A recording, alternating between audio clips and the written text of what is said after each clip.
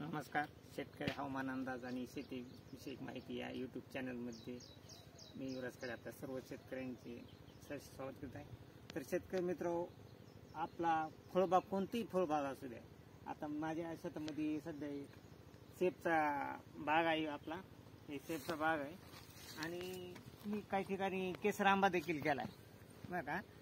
तर आपल्या कोणत्या बागामध्ये आपल्या शेतीला, आपल्या शेतकऱ्यासाठी वरदान असं ठरण हे अद्रकीचे पीक आहे. आणि ह्या अद्रकीच्या पिकापासून आपण असं म्हणायचं नाही की आपल्या शेतामध्ये आपण आंब्याचा बाग केला आहे, अगर सेबचा बाग आहे, अजून आणखी XYZ कोणता बाग असू द्या, तर ते आपल्या बागेमध्ये आपल्याला अद्रकी घेता येते. कारण अद्रकीला काही होत नाही, अद्रकीला वसव्याचा काही संबंध येत नाही. फक्त अद्रकीला खत पाणी व्यवस्थित जर असेल तर अद्रक उलटी आपल्या वसव्याखाली ही चांगली येते, ते कसलाच रोग पडत नाही. तर आपण पाहू शकता शेतकरी मित्र, आपली पूर्ण बाग ही सफरचंदची बाग आहे ना, याच्यामध्ये आपण अद्रक घेतलेली, एक 3 क्विंटल अद्रक लावलेली. तर या रानामध्ये अद्रक सध्या कसल्याच प्रकारचा रोग नाही आहे. 1-2 ठिकाणी मूळकूज झाली होती, त्याला आपण मॅटेलायझिंग सोडलंय.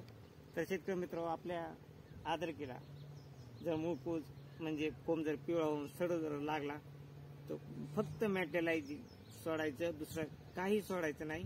कुणी काही सांगू, फक्त मॅटेलायझिंग ही 10 दिवसाला सोडायची, म्हणजे आपली अद्रक कसलीच नासत नाही.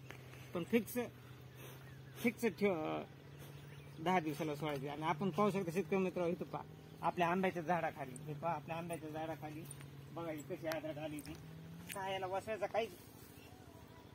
काहीच फरक पडत नाही. बघा इथे 10-15 कोंब येतं आणि अद्रक ही कसलाच रोग नाही.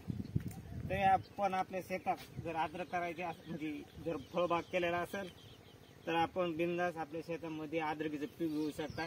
कारण अद्रक ही कसल्याही वसव्याच्या रानामध्ये येते. तरी शेतकरी मित्र, असेच आपल्या चॅनलवर नवीन शेती माहितीची आणि हवामान अंदाजाचे व्हिडिओ पाहण्यासाठी आपल्या चॅनलला सबस्क्राईब करा.